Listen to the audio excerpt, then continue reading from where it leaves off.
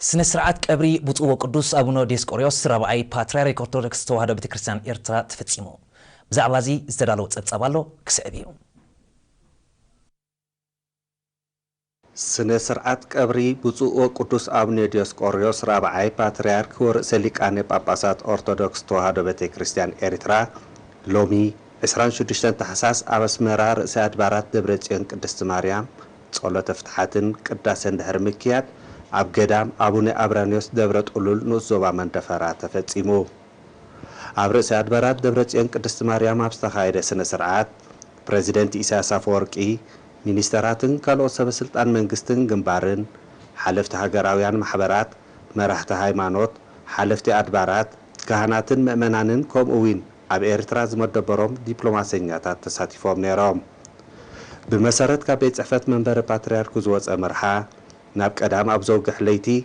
عملا إرترا زركبا قداماتن ابيات كريستيانن 12 غزي دول بمدوال ጸሎተ ፍትሐት ከብጽሓ ድሕሪ ምሕዳር ሬሳ ብፁዕ ወቅዱስ አቡነ ዲዮስቆሮስ ካብ መንበሪ ገዝኦም ተበጊሱ ብቡፃን ኣቦታት ተዓጂቡ ኣብ ርእሰ ኣድባራት ደብረጽዮን ቅድስት ማርያም በጺሑ